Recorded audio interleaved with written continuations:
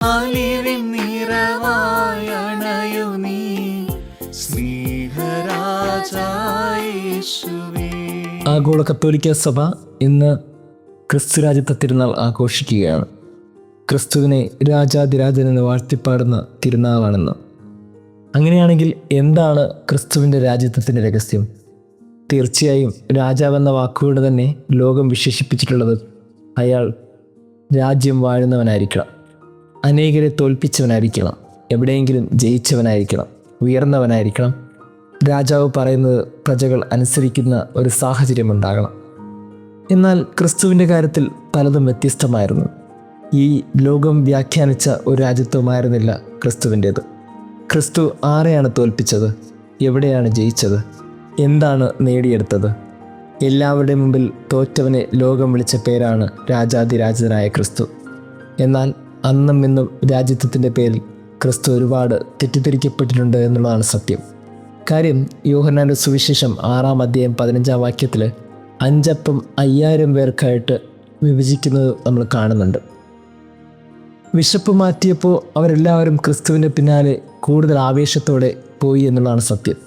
അവരെല്ലാവരും കരുതി നൈമിഷികമായ ഈ വിശപ്പിനെ മാറ്റാൻ കഴിവുള്ള ഒരു രാജാവാണിവൻ. ഈ ഭൂമിയുടെ അന്നുള്ള ആഗ്രഹങ്ങൾക്ക് അറുതി വരുത്താൻ കഴിയുന്ന ഒരു രാജാവാണിവൻ. അതുകൊണ്ട് അവർ അവൻ്റെ പിന്നാലെ പോകാൻ ആഗ്രഹിച്ചു. എന്നാൽ യോഹന്നാൻ്റെ സുവിശേഷം 12-ാം അധ്യായം 13-ാം വാക്യത്തിലെത്തുമ്പോൾ കഴുതപ്പുറത്ത് എഴുതുന്നുള്ള ഒരു ക്രിസ്തുവിനെ നമ്മൾ കാണും. ഹോസാന ഹോസാന എന്ന നിലവിളിയോടുകൂടി അവർ ക്രിസ്തുവിൻ്റെ പിന്നാലെ പോകുന്നത് നമ്മൾ കാണും.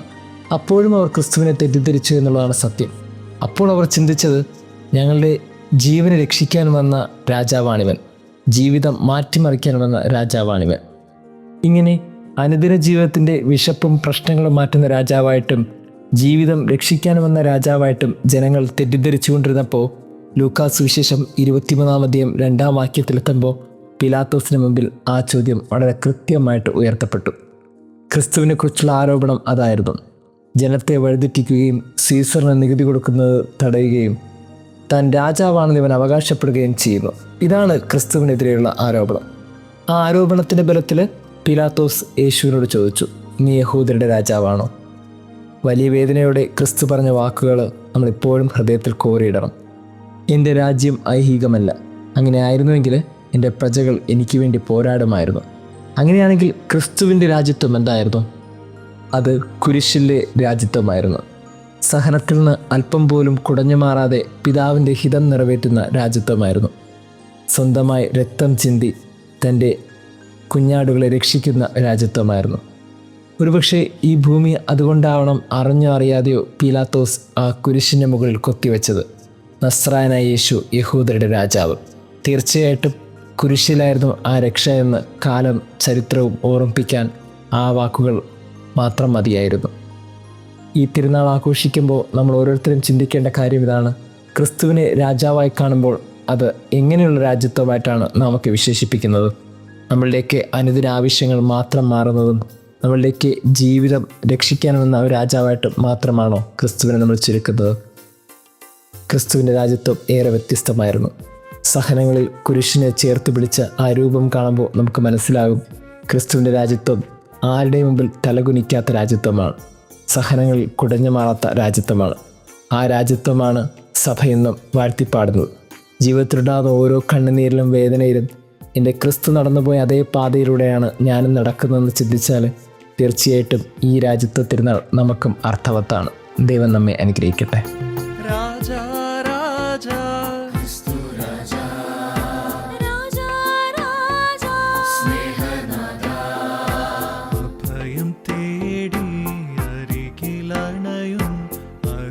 സുതരാം ഞങ്ങളിൽ അലിവിൻ നിറവായണയു നീ സ്നേഹരാജായേശുവേ.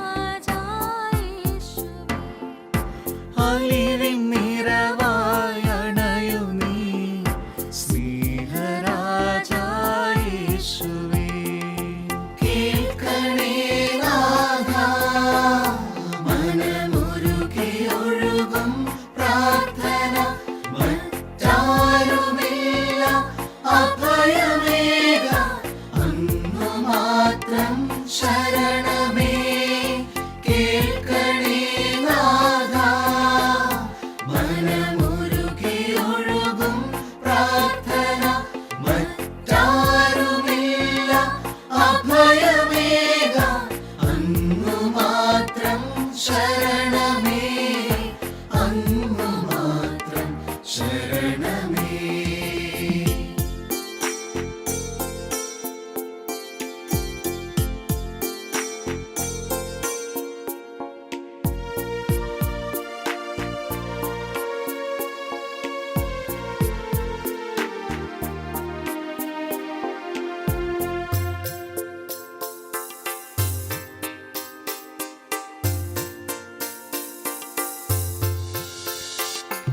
ആലംബഹീനർക്കഭയമായി നിറയും മിഴികൾ തുടയ്ക്കുവാൻ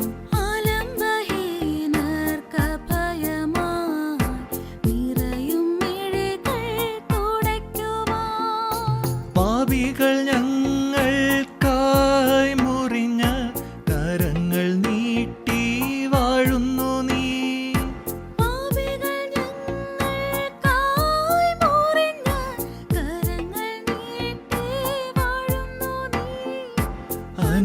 അനുഗ്രഹമേവർക്കും മേകുന്നു നീ. കേൾക്കണേ നാഥാ, മനമുരുകി ഒഴുകും പ്രാർത്ഥന. മറ്റാരുമില്ല അഭയമേക, അങ്ങു മാത്രം ശരണമേ. കേൾക്കണേ നാഥാ, മനമുരുകി ഒഴുകും പ്രാർത്ഥന. മറ്റാരുമില്ല അഭയമേക, അങ്ങു മാത്രം ശരണമേ. അങ്ങു മാത്രം ശരണമേ.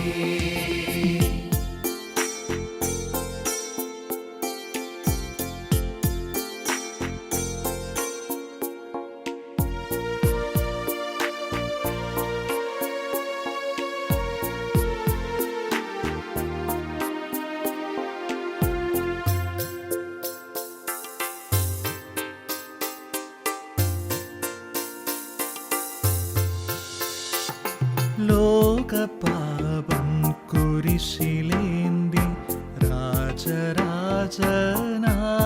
നീ.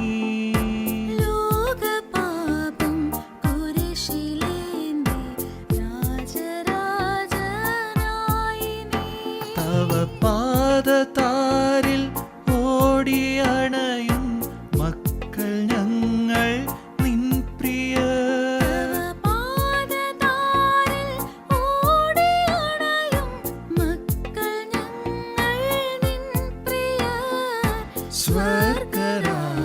സ്വർഗരാജനേശുവേ, ക്രിസ്തു രാജാ, രാജാ രാജാ, അഭയം തേടി അരികിലണയും അരുമസുതരാം ഞങ്ങളിൽ. അലിവിൻ നിറവായി അണയു നീ സ്നേഹരാജാ യേശുവേ. അലിവിൻ നിറവായി അണയു നീ സ്നേഹരാജാ യേശുവേ.